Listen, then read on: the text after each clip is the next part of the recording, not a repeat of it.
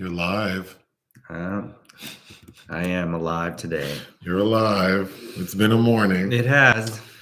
But let's get started. So the theme for today's live was black and white. And initially I was going to do like black and white movies, but then I realized that there are too many options. So then I thought it'd be funny to do movies where there's a duo and one's black and one's white.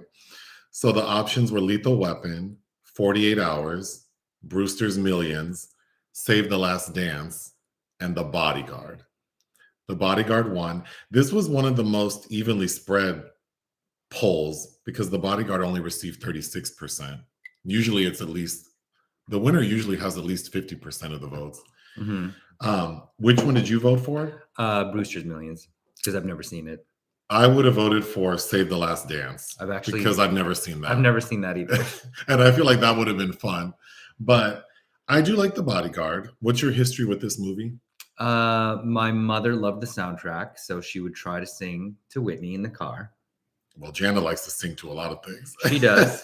She shouldn't always, but it's fun. Picked up that skill from her as well. I don't think I saw this until we had a movie night for in 2009. I did a double feature of this and Mahogany. I much prefer Mahogany. I find The Bodyguard a little underwhelming, although I did enjoy rewatching it after many years. But I think it's a decent B movie, but. I saw it last with you in 2009.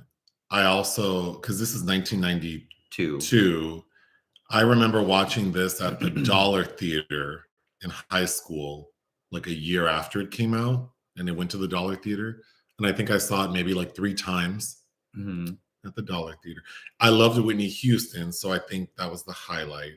Watching it yesterday, because this movie was horribly reviewed. It was nominated for 7 Razzies. It has a low score on Rotten Tomatoes. I don't think it's that bad. I don't think it's deserving of, all of that.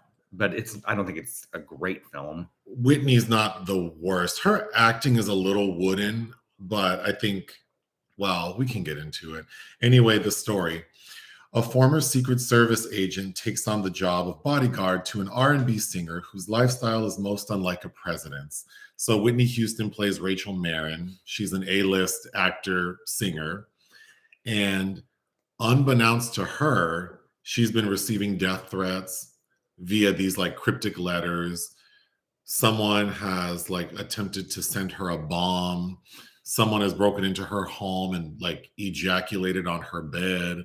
She doesn't know any of this. So one of her handlers employs Kevin Costner, who's this like famous bodyguard. And the first half of the movie is them trying to convince her she needs him because she doesn't know she's in danger. So the first half is that plus their budding romance. And the second half is more of a thriller, because we find out the person who's been sending her these cryptic letters is just like a crazy fan. No. Who's obsessed with her. No. But the person who's trying to kill her is someone different. That person is a contract killer. And the gag is that person was hired by Rachel Marron's sister, Nicki. Nicki's jealous of her sister. And one night while she was coked out of her mind, she went to a bar in East LA and asked around. Doesn't remember which bar. If like there's someone who would kill someone for her. And the terms of the killing were that they won't stop until the job is done. So everything culminates with Rachel at the Oscars because she's been nominated for Best Actor. And Actress. And the killer is going to kill her while she's giving her acceptance speech, apparently, because she was on stage prior to that. So I don't know why he was really gambling on the fact that she was going to win Best Actress. Yeah, because that's not guaranteed. But we can get into it. Anyway, he attempts to kill her, and Kevin Costner's character is there to save her. So he gets shot instead of Rachel. And the end of the movie is we need to talk. I thought the ending was garbage, but we see Kevin meets Rachel as she's about to fly off in her private jet. And he just says goodbye. And she walks away. But then she runs back and kisses him. And then I Will Always Love You plays.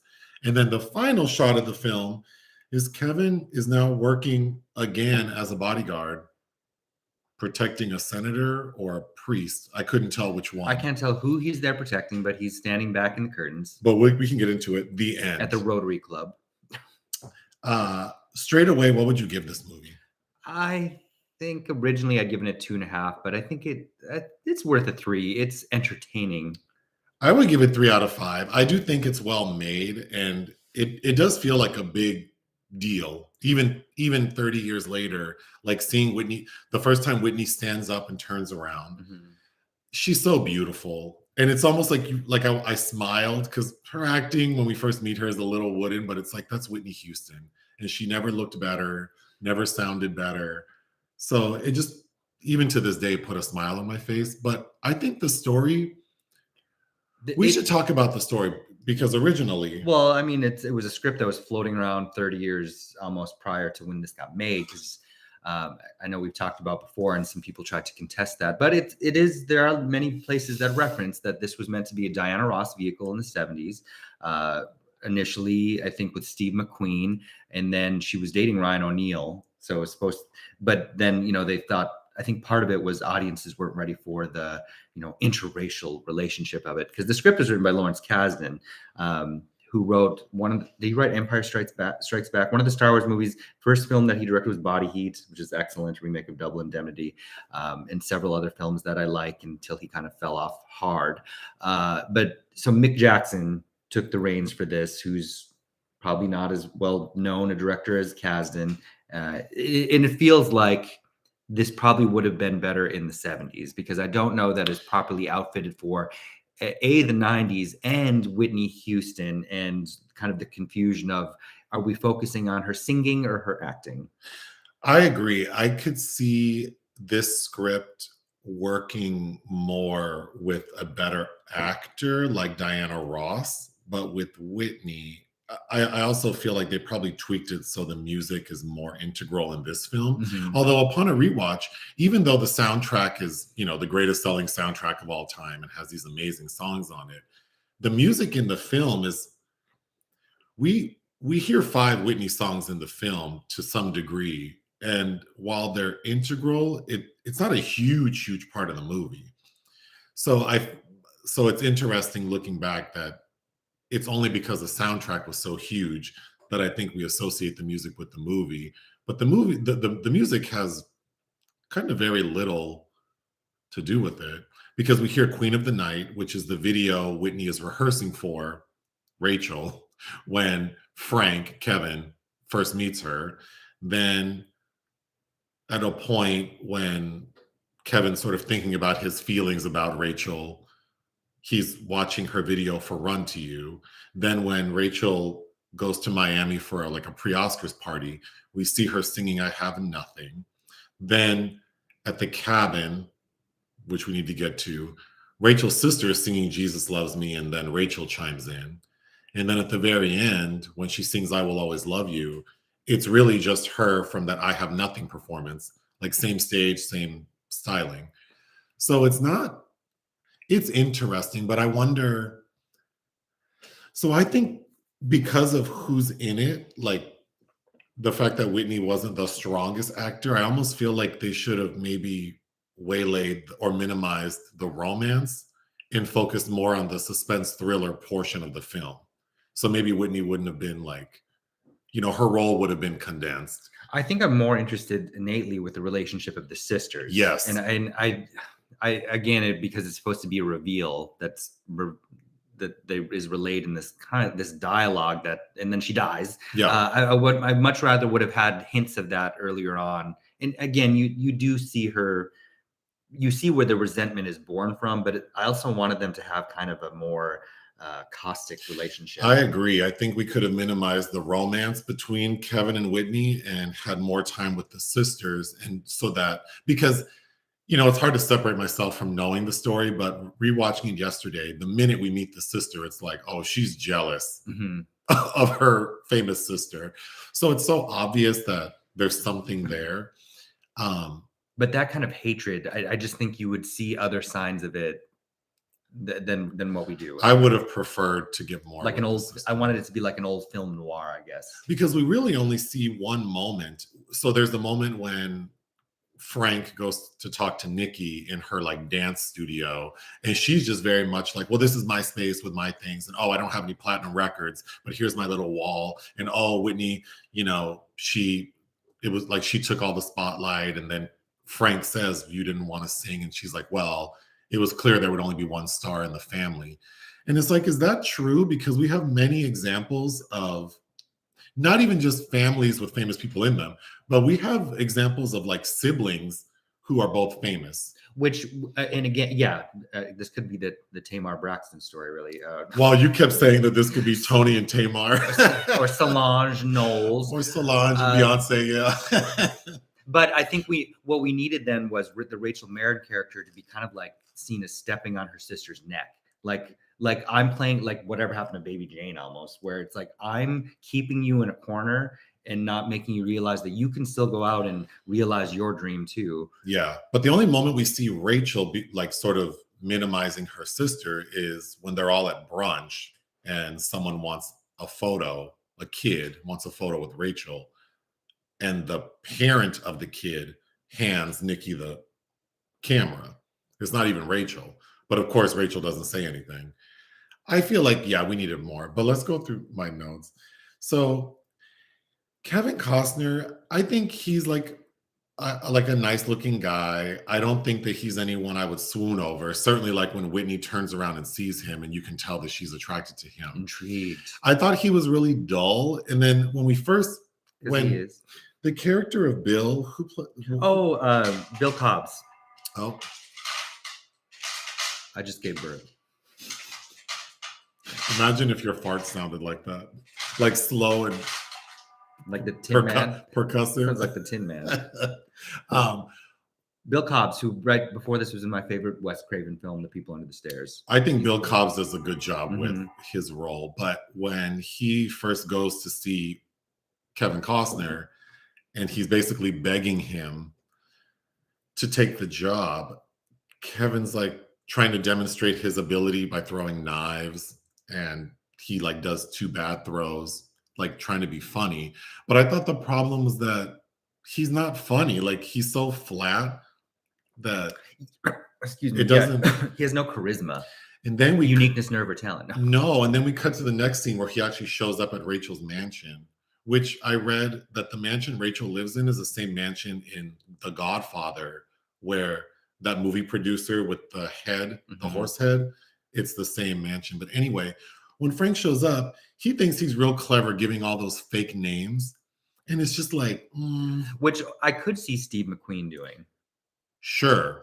Or Ryan O'Neal was pretty handsome in the 70s. Like those two seem like templates that you could. Because those guys read to me like, oh, I would believe they were cocky. They have swagger. Yeah, like they know they're kind of hot shit. But Kevin Costner like doesn't. Again, I think he's handsome in this movie, but he doesn't have any. Yeah, he has no swag. He's not really cocky. So the fact that the first 2 scenes we see him in, he's kind of acting like that. Felt a little like, I don't know. He just seems too square. And it always makes me think of Madonna's Truth or Dare when he tries to show up at her concert and she's like, Oh, that's right. Again, upon a rewatch, knowing who the person is knowing who's responsible for the contract killing, it's so obvious that Rachel's sister can't stand this bitch. But it just feels so like out of left field. Like, God, like what did your sister prevent you from doing that you can't do now? Like you live in the lap of luxury. You have every resource available to you. I'm pretty sure if you said you wanted to do XYZ, Rachel would do it for you. Or let you do again. it. So that's why we needed to properly psychologize these two and why they so codependent, maybe, or symbiotic in a toxic way. But that's Michele Lamar Richards playing Nicki. But I do like that actor. Who looks a little is in her Kamala Harris era. She's in her Kamala Harris era. She was in that series Alien Nation, if you remember that, from the late 80s, early 90s. No. And in a Chuck Norris film called Top Dog. Oh, so the way they paint Rachel, you know what it made me feel like? That I Want to Dance with Somebody movie, how that actor portrayed Rachel as kind of like, or Whitney Houston as kind of stiff and not having much of a sense of humor. And then the only moment where, because there's a moment in I Want to Dance with Somebody when Whitney is at the radio station and she kind of gets funky with the DJ. That was the only time I felt like, oh, I think that's how Whitney probably was. I feel like quick to get funky. Yeah, I feel like Whitney Houston in The Bodyguard is acting like that lady and I Want to Dance with Somebody. Like she just seems really stiff, and we don't really. Also, her character's written because we have two moments, like two separate scenes, where she's asking Frank, like, do you want to know why I'm like this? And then in the scene in the thrift store, she's asking Frank, like I bet you want to know what I'm doing, and it's like, this lady doesn't seem like she would be so hungry for like attention. It just felt like a weird character trait, because then she's also very assertive. Like there are moments when she pops off very easily. So I just didn't think that. Again, I don't know how much of the script was preserved from the original 70s version, but yeah, it seems like maybe Whitney's.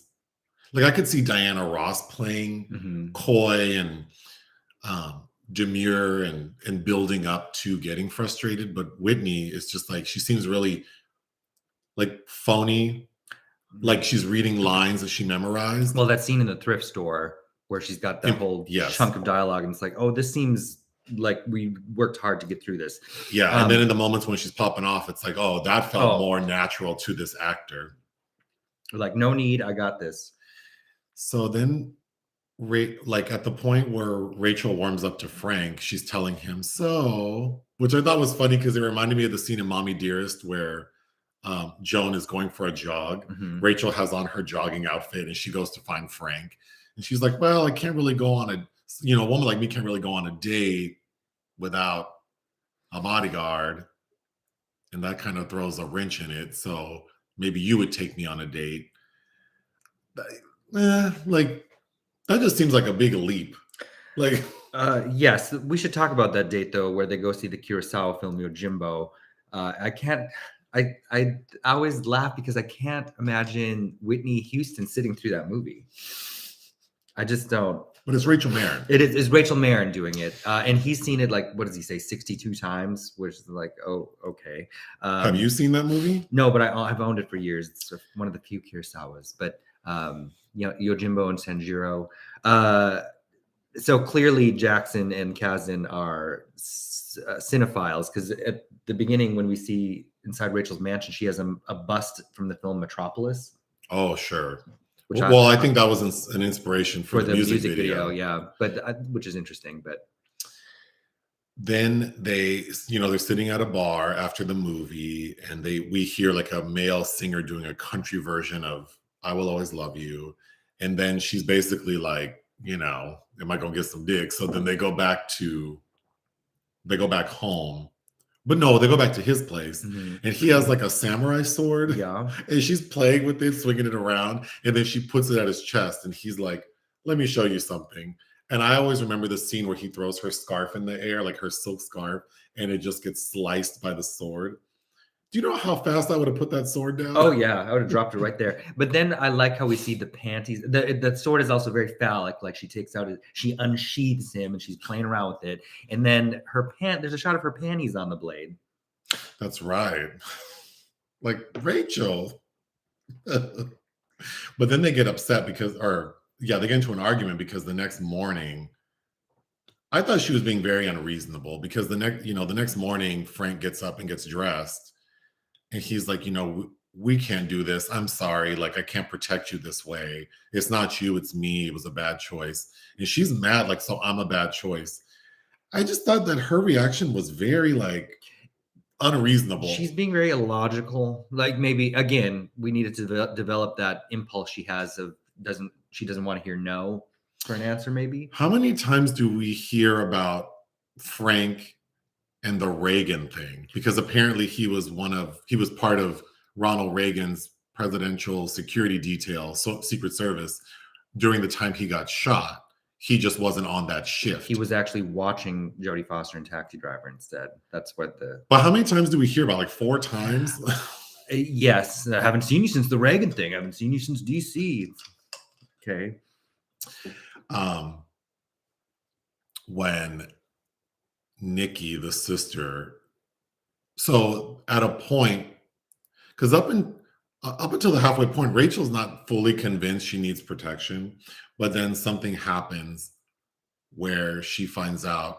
Well, first at the nightclub performance of Queen of the Night, At the Mayan. like this impromptu performance where she gets sort of like snatched up by fans and she has to be rescued. But before that happens, Frank tells her like, oh, because she's in her dressing room and she gets one of those cryptic letters.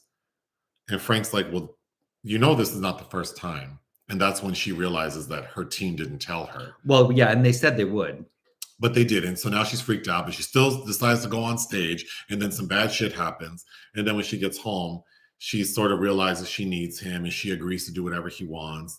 And then she gets a scary phone call, the no. So then he's like, well, this is what we need to do. You need to, oh God, the character of Cy, her publicist. Oh, Gerry Kemp. Who does a great job of being so annoying. He doesn't understand show business. But as someone who works with publicists, like in my own job, I feel like, you know, they are very pushy. And so I think that character is written well and he does a good job, but he's so annoying. He played one of the Cray brothers in the Peter Medak film, The Crays, which were a pair of criminal British they were portrayed by Tom Hardy in that movie Legend about 7 years ago as well. But The Crays is a better version of their story with the great Billy Whitelaw. But anyway, Frank says, well, get rid of Cy. Tell your chauffeur and manager, like, they can take a vacation. We're going to go away to keep you safe. So Nicki, Rachel, and Rachel's son Fletcher show up and Frank show up to Frank's dad's house, who's played by, who's that actor? Oh, I don't know. I forgot to write his name down. Anyway, they show up to his cabin in the woods and they think they're safe and they're having a gay old time when it's like on a lake and Fletcher is on a boat and Frank freaks out. And when does this little kid just takes this boat? When has he been in a boat that he's learned to do that? Anyway, he jumps in this boat and Frank freaks out and like jumps into the water and snatches Fletcher. So of course everyone's upset, like, you're crazy. You could have drowned him. And then Frank is like, I'm sorry, I overreacted. And then all of a sudden the boat explodes. So that's when they know like shit is hot. And then Rachel and Fletcher leave, but Nicki's still there and she's drunk. And that's when she tells Frank, it was me. She's like, all those letters, like, that's when she reveals that the letters are not her. The killing is her, but the letters are not her. But those letters were happening before she hired the killer. And she goes, those are my thoughts. I hate her. I know. It's like, girl. God. And she says that's what made her think she could kill her sister. The dad's played by Ralph Waite, who is in the Waltons. Oh, that's right. In my mind's eye, he's a Bridges. He's a Bridges clan. So the night that Nicki tells Frank she's responsible, that's when Nicki gets killed. So I was thinking, do we think that Frank will ever tell Rachel that her sister was responsible? Would you tell her? Yeah. I don't know. Why wouldn't you? Like, let's get it. You should know that you had this effect on your sister. I mean, my initial thought is I would tell her, but I'm sure people would have a reason why they wouldn't. Like, girl, your sister really didn't like you. Yeah, and I would tell her sooner than later. Well, before you spend all the money on the funeral. Toss her in a cart and put her on a boat and strap a bomb onto the boat. Okay. The host of the Oscars where Rachel is nominated, who's that actor? Oh, he had that series, Robert Wuhl. He had that Arliss? Arliss, which I don't think is a well-remembered television series, but it was on for many seasons. I think the funniest moment in the movie is the first award that's given at the Oscar ceremony we see is for Best Sound. And the the two people who win, it's a man and a woman, and the woman is like a very sexy, like Playboy type lady Very with her voluptuous. breasts out. Mhm. And then and I was thinking like she does sound, and then the host is like, that's the sound lady. Like I'd like to see her boom mic. And then he calls her the bada bing, bada boom girl. I laughed too hard at that. I thought that was funny. Which how the Oscars are presented, Naked Gun 33 1/3 didn't have to go too far to kind of parody this film because it already seems kind of Seems silly. chintzy. Okay, so the killer is a bodyguard who Frank knew. And as the audience, we meet him earlier in the film at that pre-Oscar party in Miami. He's at Rachel's like penthouse party, and he actually almost sleeps with her. He's the guy who goes into her suite and like is aggressive with her, and she's like, no means no. That's the killer. Even though she let him in there to make Kevin Costner jealous. Well, it doesn't matter. You can still no, say, that's true, but it's just like, but yes. So it's like, what are the odds that she would interact with the man trying to kill her? But anyway, I thought that was stupid. But why did he want to kill her on national TV, like the biggest night of the year? Isn't he someone who should know? Like does he want to get caught? Why would you do it this way? Right. How much? And then. And also, it's not guaranteed that she was going to win Best Actress. Why would Right. the guarantee is when she's scheduled to present. Then Nicki says, because she can't tell Frank which bar, because she was coked out. She can't tell him anything. But then she does say, like, I had to keep giving money so he could keep trying. So it's like, well, then who are you giving the money to? There was no Cash App or Venmo back then. So, like, I don't understand why she can't get more information. But also, like, lazy. Like, why is this professional bodyguard being so flagrant with these killings? That confused me. It's confusing. It's also confusing why she has an Oscar-nominated song that she's not performing. Okay, I was also confused by that. Like, yeah. It's almost because the script, there were some things that they weren't willing to renegotiate in the script, and one of those is only having her on stage like twice, so you can't have her also sing, because then why wouldn't he try shooting her while she's singing? Yeah, it feels like there's something weird about like how the script and maybe the contract and the songs worked, because obviously the original script didn't have these songs, right? So I wonder if like they weren't thinking like a Diana Ross would carry a soundtrack, maybe like they weren't, or she didn't want to. Oh, that could be. But I feel like it'd be worth mentioning.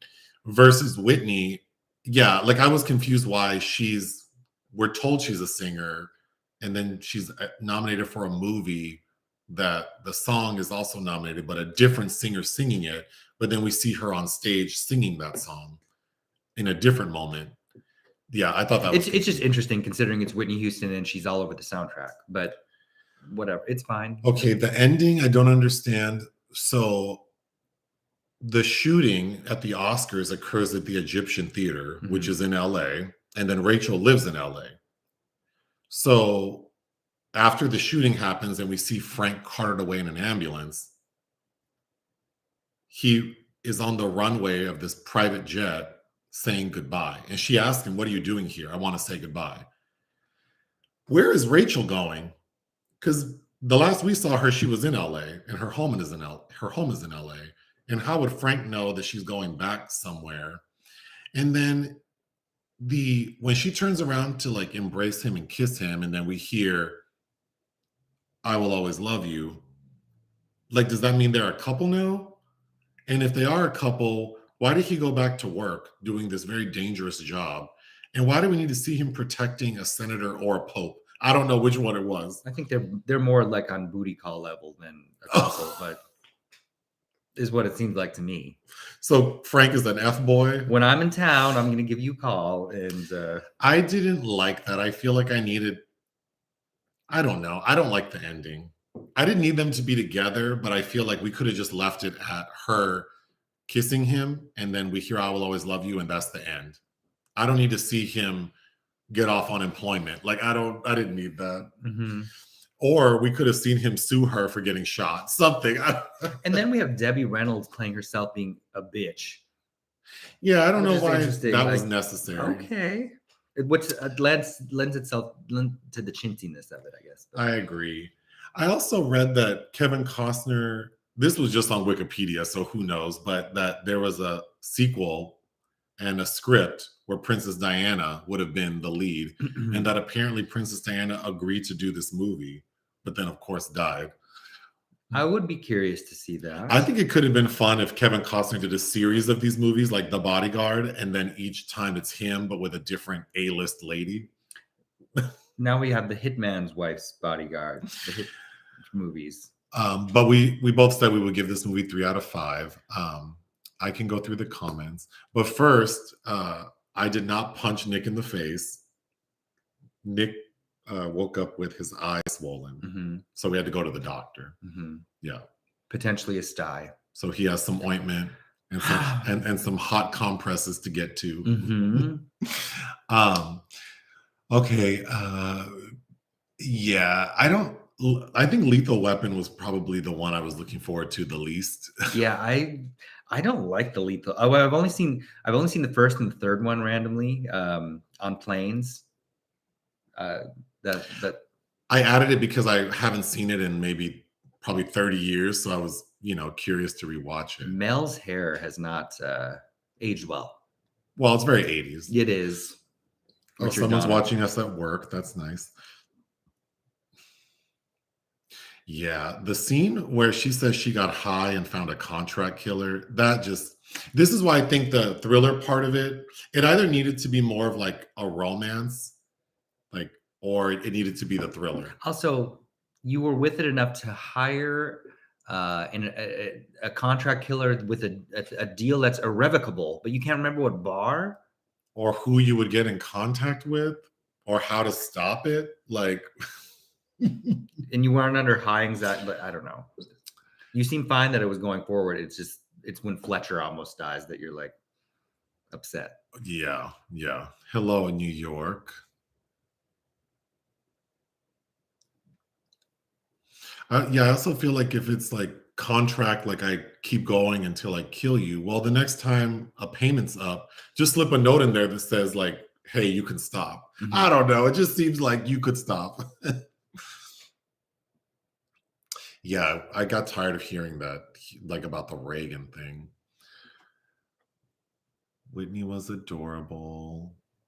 Oh, someone still hasn't seen The Bodyguard. I would recommend it. Silver Streak. That's a Kasdan movie, isn't it? Okay. Whitney enjoyed libations. Yeah. I like the scene where Kevin's telling her and her publicist, like, you can't do things on a routine. So stop going to brunch on Sunday. Why don't you go on Tuesday? And Sia's like, brunch on Tuesday? That was the first time, I think watching this movie in 93 was the first time I realized that brunch is like a weekend, like late breakfast thing. Yeah. And then like, if you have brunch during the week, you're trash. I don't believe that. I feel like you can have brunch anytime. You can eat whatever you want. You can eat whenever you want to eat. Oh, Kasdan wrote Raiders of the Lost Ark, not Empire Strikes Back. That sounds right. Yeah. Oh, Whitney and the Preacher's Wife. But she even said that she didn't originally want to do it because she felt like her character wouldn't be attracted to Courtney B. Vance, who plays her husband. Whitney's performance in Preacher's Wife, she seems like she's not interested in doing it, and she's just like at the men in front of her, like. But she definitely had more chemistry with Denzel's character than Courtney's character, and I think compared to this movie, well, this was her first movie. I'm sure she was nervous, and I'm assuming because who directed The Preacher's Wife? Marshall? Is that Penny Marshall? I wonder if they kind of had more freedom on that set to kind of be fun. Probably. But yeah, she definitely seems a little more. It's very obvious she prefers Denzel over Courtney B. Vance.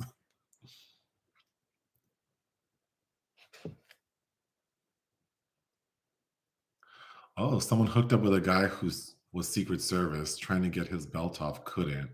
Oh. She asks, is this your gun belt? Why would you let me play around with it?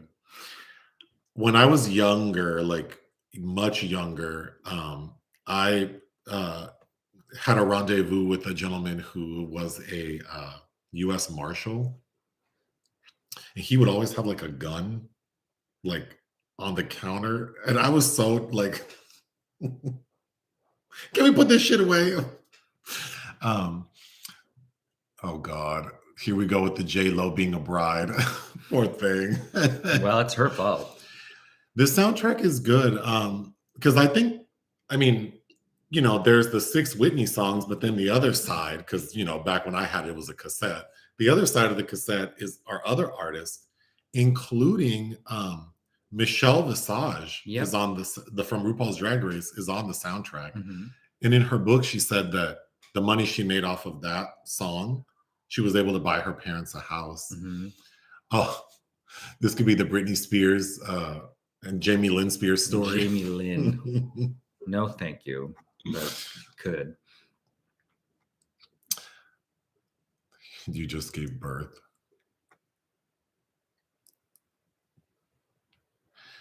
Yeah, Whitney was trying.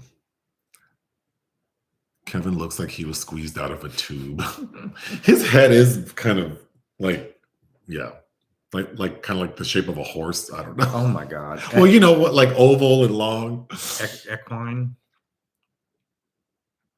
You still have to see Equus. Kevin said Madonna's show was neat. That's right. It was. And then she got mad. Like, neat? And you want to holla? No. He's just so square. I don't know. When I say crunchy, crunchy to me is like something's not right. It's not necessarily like bad. It's just like the laminate flooring is not. There's bubbles in it. It's crunchy. Yeah, like I was okay with the laminate flooring, but I'm not okay with the bubbles. Yeah, like it's because if something's terrible, I would say it's terrible. Or like the brownies aren't moist; they're crunchy. I like when the brownies are gooey and then the edges are like chewy. Mm-hmm. Yeah, but not crunchy. No, I mean, like how you can like buy like biscotti. Well, you can buy brownie brittle.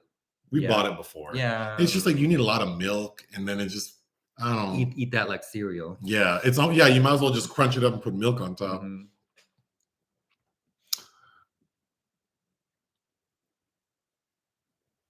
Oh yeah, people had felt a way about Kevin at Whitney's funeral.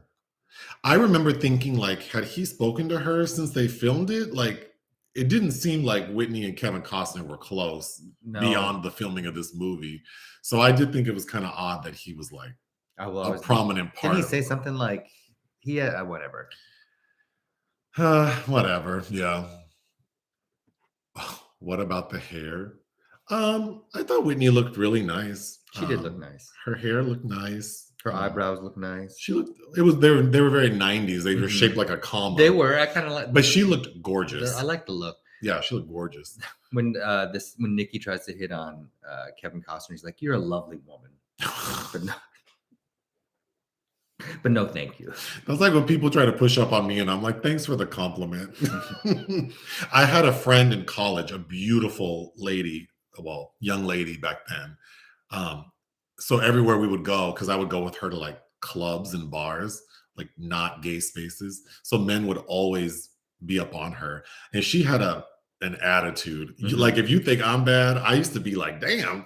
But when people would try to like, she was very nice initially, but if they kept trying, or and they would tell her like, damn, Ma, you're beautiful. She'd be like, I didn't ask. I always, whenever I think about her, I think about her saying, I didn't ask. People are saying nice things. Thank you. I did say panties. Yeah, technically, her underwear, her undergarments. I also said her unmentionables, her delicates, her squirrel covers, and copycat, her squirrel covers. Yes, panties, moist. I have also said in this segment, so we're hitting all the uncomfortable words. Does Nick have a shiner? No. Well, at least I'm surprised no one has punched you in the face. It certainly wouldn't be me though. But aren't you surprised you've never been punched in the face? No. Oh. God, like I'm walking around here all nasty all the time. I know how to take myself out of a scenario sometimes.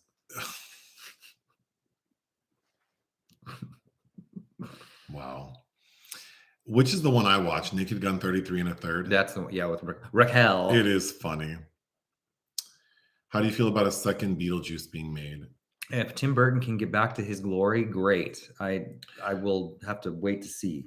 Beetlejuice is one of the films I used to play in my studio when I was working in hair, like doing hair. So I've seen it like 100 times, and I really like it. My parents were going through that thing where they're like, everything was new age, was the Sure. terminology used in the early 90s. So I think I had to wait to see that till I was at least in junior high. And Alec Baldwin is one of my favorites, and him and Beetlejuice is like my favorite version of Alec Baldwin. And Gina Davis is so good. And Catherine O'Hara. And is it Jeffrey? Jeffrey Jones? Yeah, is he the pedophile? Yeah. Yeah. And Sylvia Sidney. But back then, I liked him back then. Actually, my least favorite part of Beetlejuice was the Winona Ryder character. Yeah. So then people don't like. I didn't read why people don't like Jenny Ortega playing that character. I guess, or I don't care. I'm more interested in Michael Keaton and who's going to play. Yeah. Keaton and O'Hara are both back, I think. Oh, well, that's all I need. Yeah. That's really all I need. I mean, Nicki Marron apparently didn't watch Dateline because that is the worst way to hire a contract killer, I would think. Oh, well, yeah. If you just don't go asking around at Mars. It's not very discreet. Oh, I got lost again. Damn. Okay, I got lost. The Great Whitney. What's the Great Whitney movie? Well, they're only Waiting to Exhale, Sparkle, The Bodyguard, The Preacher's Wife. They're only 4? I feel like there was something else in there, but maybe not. I would say The Bodyguard. Waiting to Exhale is, the cast is great. The cast is great. I also think I feel like Poetic Justice and The Bodyguard could be you could compare the two because they're at the same time period. And then you have 2 Black female musical artists at the same level. I mean, I would say Whitney and Janet in 1992-3 were at the same level of fame. And then it's their first movies, both opened at number 1. The Bodyguard financially was much more successful as was the soundtrack. But just talking about comparing the two, how do you feel about Janet's performance over Whitney's performance? I like Janet's much better. I think Janet's a better actor. Mm-hmm. I think The Bodyguard feels like a more substantial movie. Well, it's a genre film. I actually would have loved to seen Janet do a role like that when she was younger.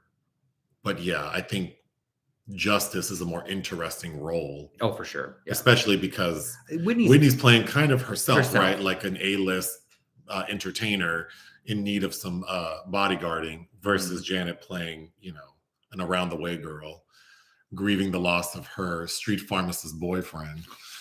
But yeah, I think those are interesting choices because then you think okay, we fast forward 10 years and then you get movies like Crossroads or Burlesque, which was later, but still A-list pop divas in their first, even Glitter, Mariah's not a good actor. No, there have been very few. Like Barbara Streisand and Cher both had. And Diana. Yeah, and Diana's, I think, film career got cut short because of The Wiz. And I think the enormous amount of energy she put into getting that film made only to have it be received not so well. But I was talking about her acting ability is definitely. Oh, I meant pivoting into an equally successful film career where Oscars are actually a thing. And then J-Lo, I guess, is the kind of the reverse.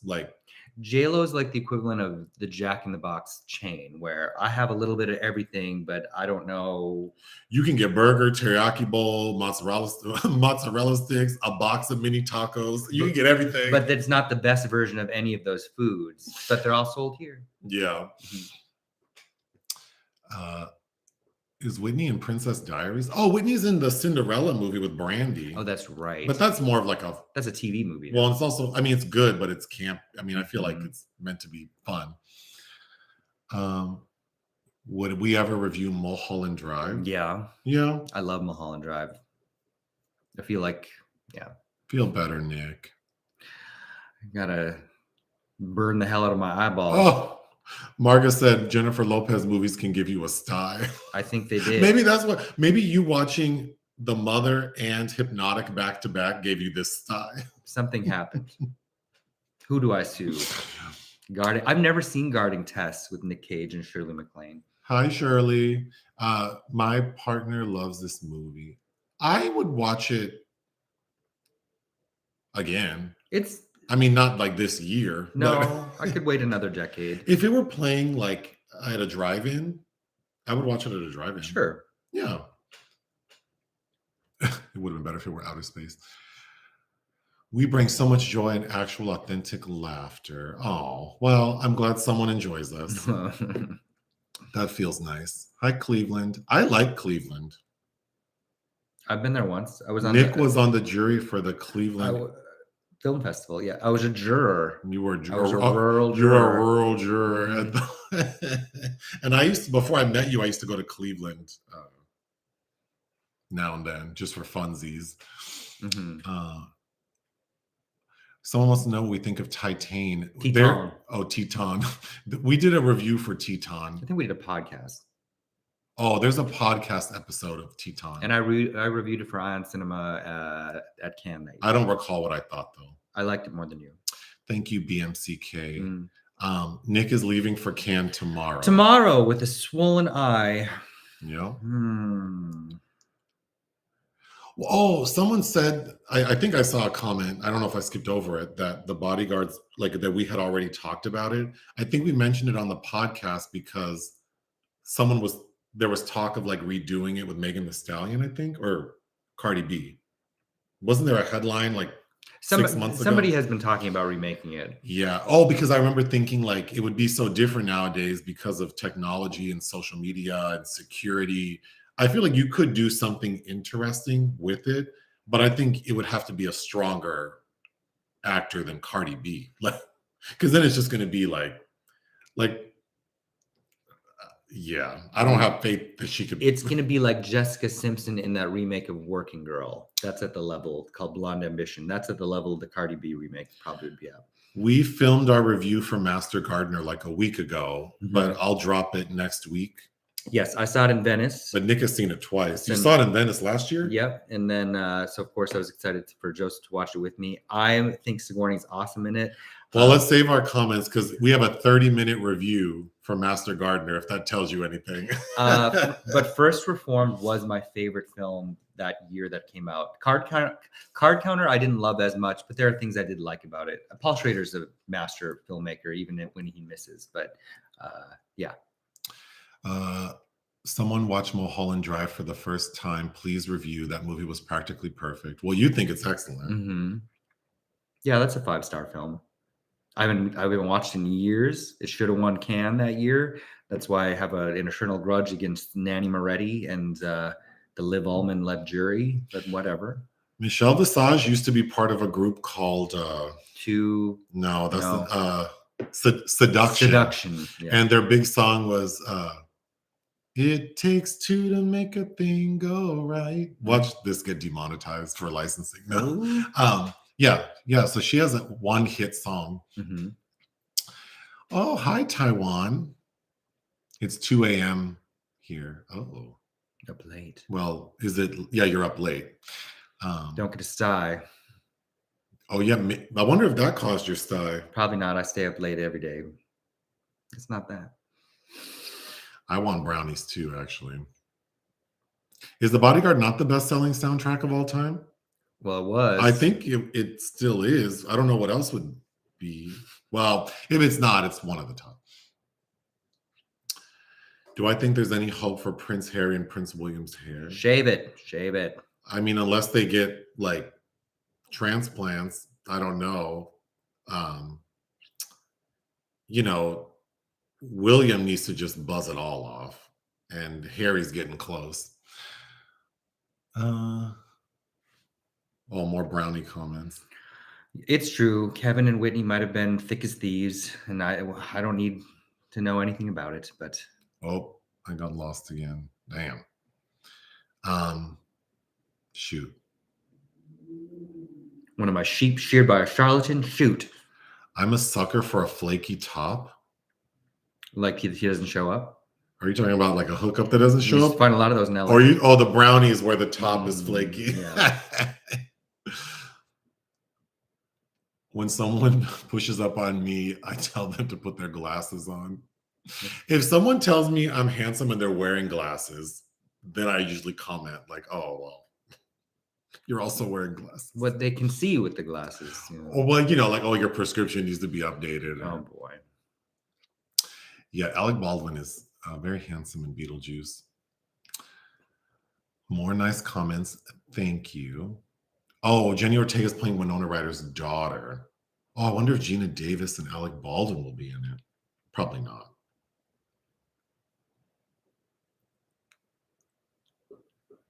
Oh, imagine the clout, though, if you let us think we did need to find Nick a shelter.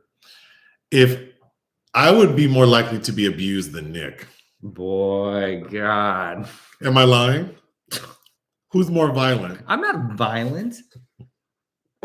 Being expressive is not violence. All I'm saying is if there were a chance one of us is in danger, it'd more likely be me. Just you getting in the way of my flailing arms. You hit me with your street fingers. He ran into my knife. I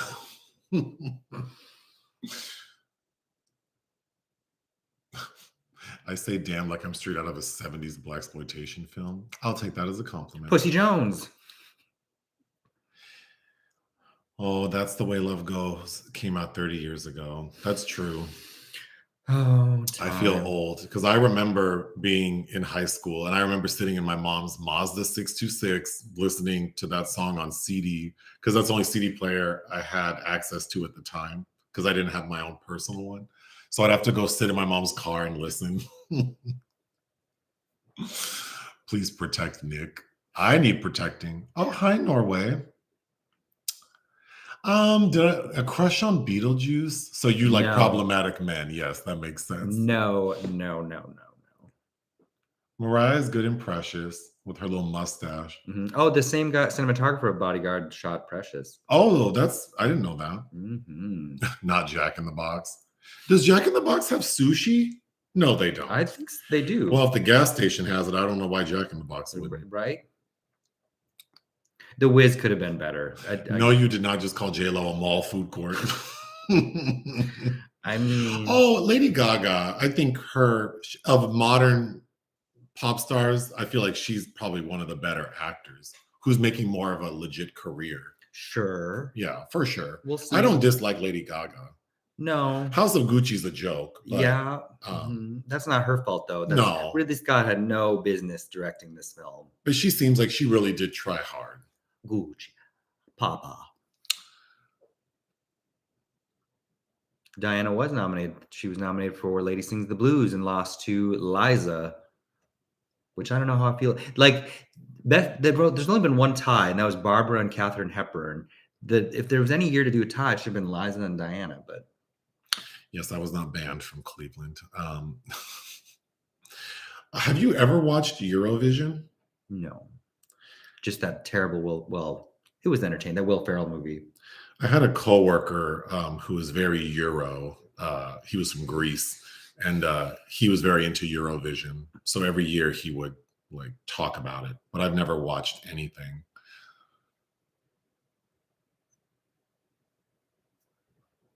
Yeah, Jennifer Lopez early out of sight. I kind of like her in, but Blood and Wine.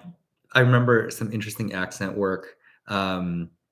Selena, of course. I've never seen Oliver Stone's U-Turn. Thank you, Miss Felice Catu. I know I tore that up. Are we going to review the new Interview with the Vampire? So we're like 70%. Yeah. We watched like 6 episodes or 5. We watched the episode where Claudia comes in, and then I When that girl showed up with that accent work, I was like, we can wait. We put a pin in it, and we forgot, I think, to return to it. But we'll definitely finish it. From what I recall, because this was like 2 months ago. I did like. I find which is the main Lestat. Lestat's the Frenchie. I found him kind of alluring. I also liked, what's the name of the other vampire? Louis. I like Louis when we get him with Lestat, like in New Orleans back in the day. But now that he's in like Dubai and with Bogosian. Yeah, that I mean I liked Bogosian, but I didn't like Louis in modern day. But Louis 2.0. But I thought their relationship, like as it's like the inception, was interesting. We'll definitely finish it. Thank you, Marga. Can you review Sphere? Sphere. Oh, Sphere. I need glasses. I can't see. Not saying it's good. Oh, you're in it? Oh, well. Wait, let me look up. What is Sphere? Do you know Sphere? Yeah, we've talked about it already. In what? The podcast. It was a secret film while I was in Berlin. We've reviewed Sphere, the movie? Yes. Marga, you ask and you shall receive, because apparently we reviewed. You don't remember Queen Latifah dying with the jellyfish? And Sharon Stone and Dustin Hoffman and Samuel L. Jackson and Peter Coyote, Barry Levinson film, 1998, based on the Michael Crichton novel. Nothing. You don't remain complaining bitterly about Sharon Stone's hair, the fact that she had a sexual relationship with Dustin Hoffman's character that sent her haywire. I'm looking right now, and wow. We really watched this movie? We did. We watched it separately because I watched it on the plane. Oh, so it's like a video. It was on Zoom. Oh, it was on Zoom. No, I'm asking if we were separate. But it was for the podcast. I swear I don't remember. Okay. You're going way back now. This is like in February of this year? Yes. I watched this movie this year. Yes. I'm taking up a lot of time looking for this. Are you sure? Yeah. Oh, you know what? You called it something else. It's episode 96. It's called Stevie Nicks because I told a story about how I got into VIP services in Vegas was because I had to help Stevie Nicks. But the secret movie that week was Sphere, the 1998 American science fiction psychological thriller film. Well, Marga, you got your wish, episode 96. Wow, I totally forgot about that movie. Her hair's bad in it? Yeah, she's got that blonde, that thing they were doing in the late 90s with white ladies that, I don't know. Wow. Those blonde highlights with the kind of mussed up and messy looking. Wow. Still better than her hair in Basic Instinct 2, but. Wow. Flaky top the brownies. An LA Story. An LA Story. Oh, speaking of which, this director, Mick Jackson, directed LA Story and Volcano. Oh. Yeah, Danny Boyle's Sunshine is good. Ooh, that look that Nick gave. I don't know. I believe Joseph. You have Ike Turner tendencies. Oh, okay. I could make you react to me on cue, like in a violent way. Not like violent, but way? like you will violently react, like what? Like I won't use the word violent. How would you describe that thing you do? Expressive, using my expressions. Research in motion. Speaking of mental health and violence, we are featured on the Diagnosing Sitcoms and Movies podcast that dropped today for Hustle and Flow. So for people who don't know, that's a podcast with two Black women who are professional licensed therapists, and they talk about Black film or TV, and then they diagnose characters in such a fun way. So we got to be on with them. I thought it was a really fun conversation, so people should check it out. But violence is not funny, and Nick doesn't hit me Yeah. This man, Joseph, doesn't do anything he doesn't want to do. So, I don't have control over you hitting me, though. but you wouldn't stay in an abusive relationship. I don't know. Oh, Well, that's easier said than done, right? Like, true. knowing my personality, if you hit me, my first thought would be like, what did I do? Like I probably deserved it. Like I feel like I would rationalize like, oh, because I know I talk loose and crazy. So then I think like, oh, well, I probably I don't think anyone needs to be hit, but I would have thought I probably deserve to get hit. Oh my God. I'm seeing The Little Mermaid on Saturday. Mm-hmm. Nick will be in France, so he's not. I'll catch up with when I get back so we can support Haley Bailey. Haley Bailey. Have you seen Miguel Gomez's works such as Arabian Nights, Taboo, and Our Beloved Month of August? I haven't seen Our Beloved Month. I love Taboo. The Arabian Nights, I think I liked the first two. I was expecting to see his new film in Cannes because I have the book it's based on, which is, I'm forgetting the name of it. It's a very popular piece of Brazilian literature, but yeah, he's a great filmmaker. Oh, and I loved the Sagua Diaries. That was at Cannes in 2021. And we didn't watch the Poor Things trailer. Somebody just asked about that, but I showed you a still of Emma Stone, who looks like Alyssa Edwards in that film to me. Someone has a movie date tonight. Do we have any wine recommendations? You really, but I also like Black Box. We actually have the empty black box because there's a new one now. The Black Box Pinot Noir. That's a favorite. Mm-hmm. But I also think it's a good choice for a date because I like to see how people react to box wine. Okay. Well, because it's like people act all bougie about it. And it's just like, but if I like it and it's not cheap, and also, what do you know about wine? Like, you know what I mean? Like I think it's a good barometer how people react to the box wine. Also, what they think about the OJ verdict. That's a good barometer. Oh, boy. Are we going to review Muppet Mayhem? I don't know. Did we finish Chucky? I watched more episodes of Chucky, but I didn't finish it. Do I think Janice should revive her film career? What could we see her do well in?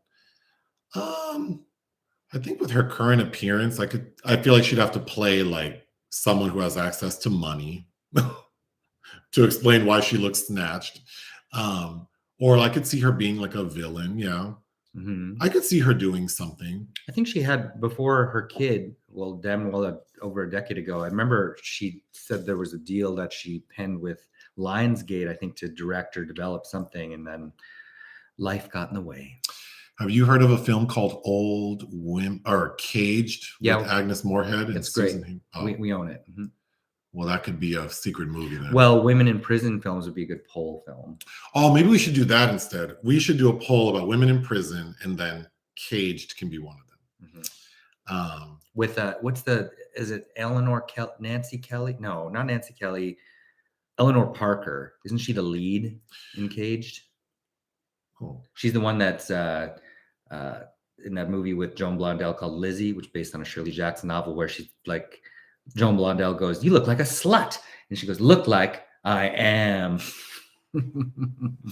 Thank you, Faye MF1. Can you review the movie Lamb? That's the one with that lady? Noomi Rapace. There's a couple of movies called Lamb, but I'm assuming you mean that one. I mean, you did watch it. I watched it, and we talked about it on the podcast. I think so. I couldn't tell you which one. It wasn't a podcast episode. It was like the section we watch movies for fun. I remember being a little underwhelmed. I feel like maybe they could have done so much more, especially since they had the kind of special effects access they did to make the little thing. But I needed something a little more compelling. What did you think of 8mm with Nick Cage? I could rewatch that, but I remember him overacting for the gods watching that snuff film. Oh, people remember the Sphere episode, and then you were drinking wine as we were doing it. Oh, yeah, I was in Berlin.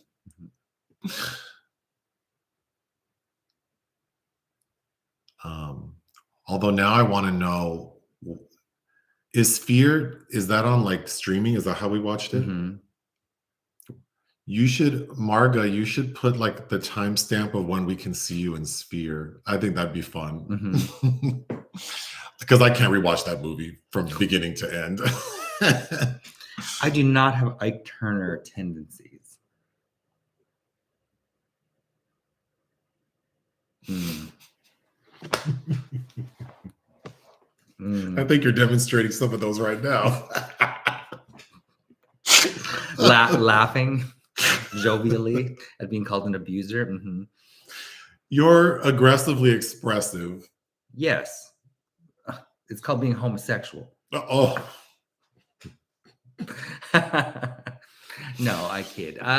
You don't think that of the two of us, you'd be more likely to hit me than me hit you? Well, in 15 years, I haven't. I've never. It doesn't.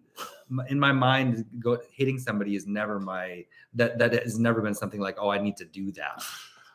Okay, but you don't think that you'd be more likely to hit me? I don't know. You get. What do I get? I get annoyed and moody. Oh, you fly off the handle. What fly off? What? How does me flying off the handle look? You do that thing where it's like, I'm going to teach you a lesson like I'm a dog, and you're going to punish me in a way. It might not be physical, but you know, poor Nick. Psychological poor Nick. Trauma. Poor Nick. Poor Joseph. I'm not the one. I'm not asking for sympathy. I'm just wanting the records to be set straight that I do not have Ike Turner tendencies. Unless you're talking about his musicality, then sure. Reba McEntire is an actor. So we have a friend who likes to show us Reba music videos because they're so dramatic. They are. I feel like she's quite the. She is quite the personality. But as a teenager, I used to watch the show Reba. Yeah. And I liked her. And I also liked her. Is it her sister-in-law, that actor? Yeah, I think Reba's Reba was on the Jennifer Hudson show like last month singing an Aretha song. And she's really cute. She's really cute. And that lady has looked the same since I can remember her. She sure has. Which is good and bad. I think she needs to update her shit. But she looks great. No one hits me. A true crime episode is going to come out. They're going to show a clip of Joseph saying Nick beats me. Have you seen? Oh, you already answered that. So then I got lost. See, people make fun of boxed wine. It's good. I've had a lot of wine in my day, and I've had expensive wine. People have bought us expensive wine. I've gone to restaurants where I'm given very expensive things. And when I tell you I can't tell the difference, sometimes it's cheap wine has a certain something to it, but like expensive wine. Also, I watched a thing once because apparently Costco is like a huge has a huge influence on the wine industry. And there was a documentary about, at the time, the woman in charge of selecting their wines. And they were talking about like most wines, because there's that rating system, that the points, that most wines that have above 90 points are like around $10. Like most wines that occupy that above 90 point space average like $10. So in my mind, I've always thought I'm not spending more than $10 for a bottle of wine, because we usually buy 6 bottles at a time because you get the discount. So yeah, but box wine is not cheap. That box is like $30. Well, it's usually on sale, but still, like regular price is $30. So I don't think it's cheap. Look at me defending my box wine. Boone's Farm is too sweet for me. Yeah, that's like a sugary wine. Yeah, like Lambrusco, which you used to drink all the time. Okay.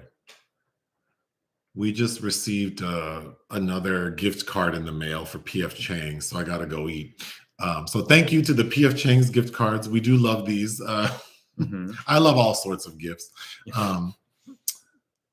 Okay. I don't know. I haven't been following conversations about who will be the next Bond, but trust that it will be someone and they will be made.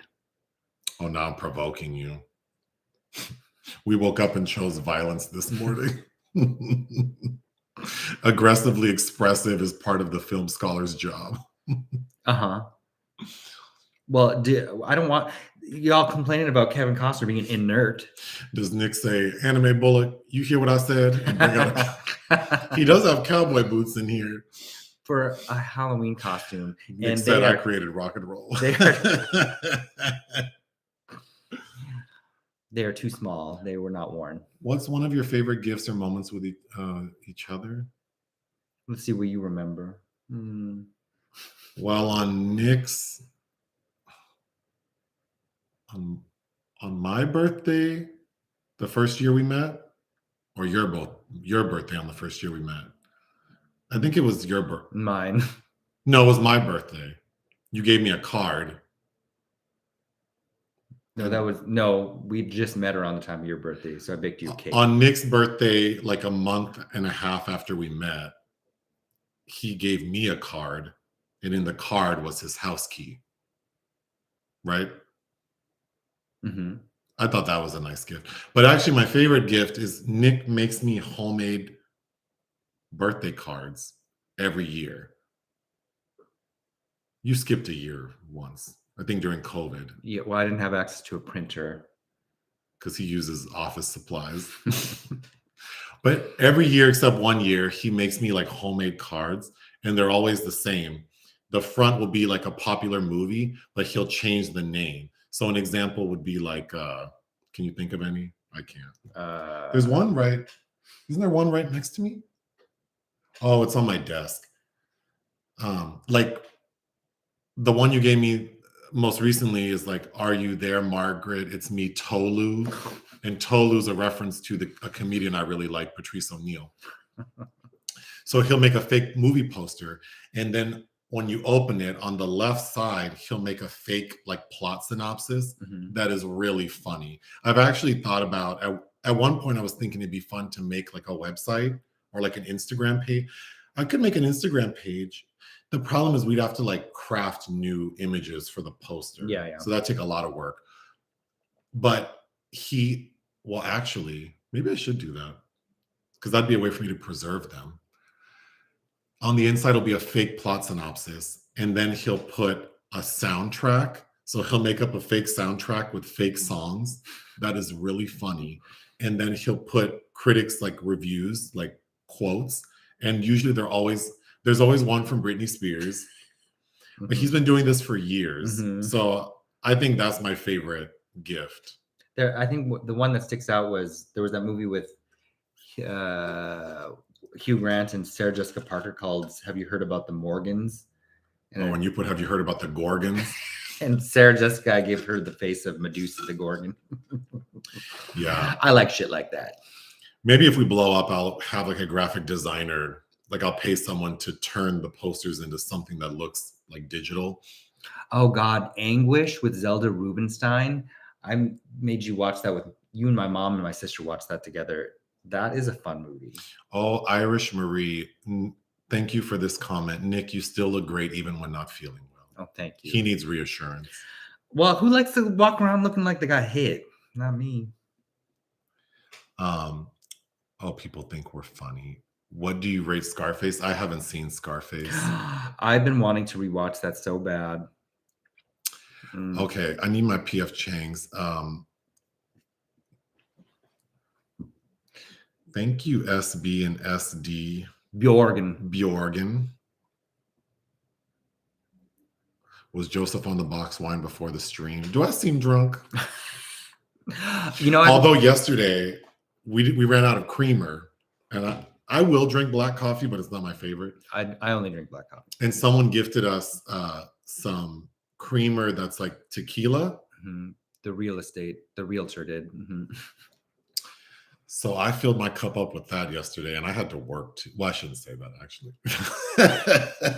But yeah.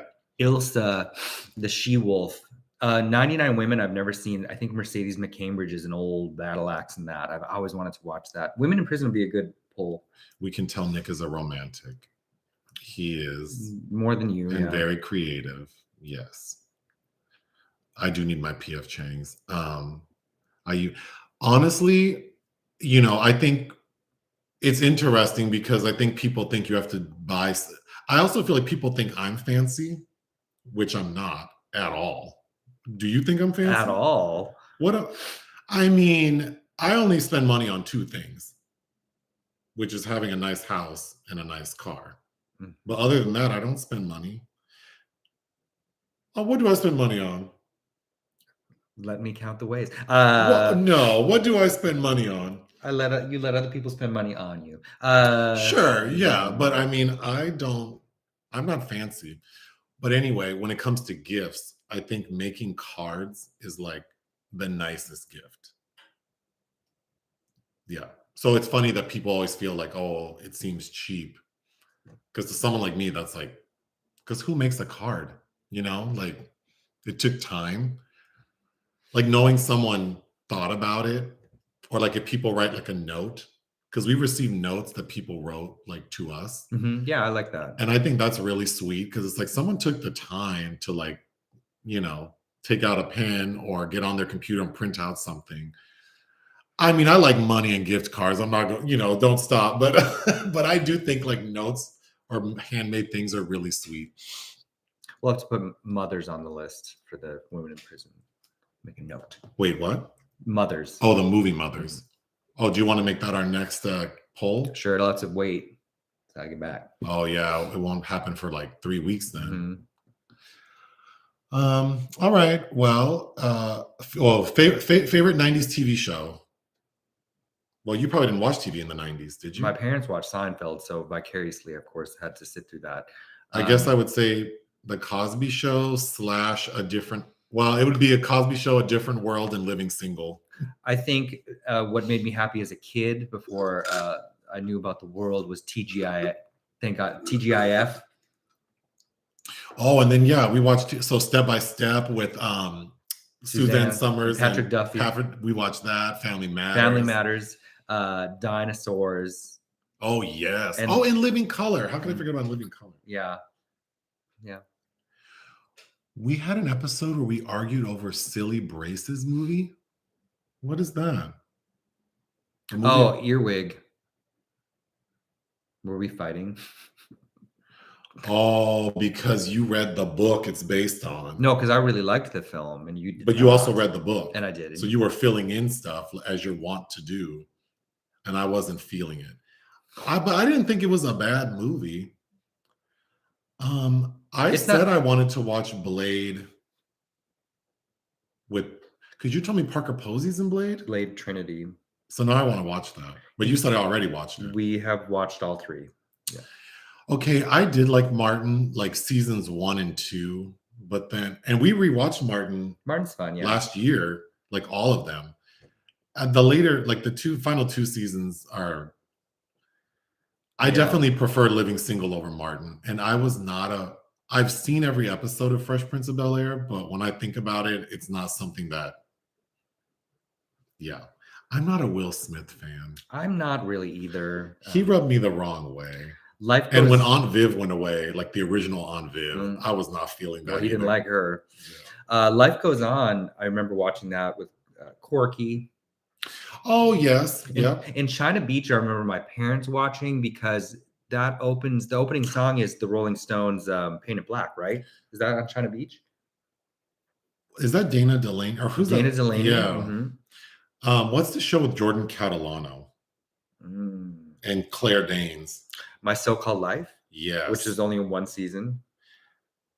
I mean, I think that's why I still have a fondness for Jared Leto, even though I think he's annoying. And you don't like Claire Danes. I don't dislike you. She's a pretty lady. She may not be white gold like Michele. For people who don't know about what Nick's talking about, we have a podcast episode called The Shout. Mm-hmm. And I thought Nick had said that he says something like a woman as beautiful as Claire Danes.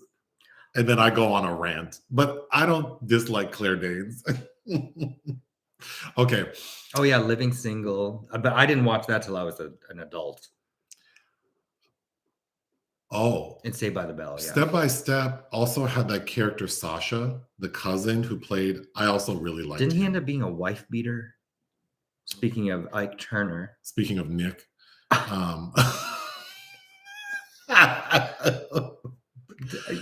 Nick has never hit me, but like I said, yet. I didn't watch Girlfriends. Well, Girlfriends is 2000s, isn't it? That Kelsey Grammer, didn't he And produce? Kelsey Grammer produced. Yeah. I only watched bits and If pieces. you're talking about 2000s, you have things like that's when cable, like Sopranos and 6 Feet Under and stuff like that I was also roped into watching because that's what the family watched every night. Well, after like 96, I stopped watching TV because then I started college and didn't have money for, certainly not for cable and for even like a TV with an antenna. So, all right. Oh, I have seen Patty Cakes. Yeah, that's an interesting film. Oh, I did like Married with Children because my uncle who died, he really liked that show. Okay, well, that's all for now. Thank you, everyone. We'll be back in a few weeks, but we will record a podcast tomorrow. And then I'm sure we'll record one while you're in France. Mm-hmm. All right, anything else? No. Ta-ta. Bye.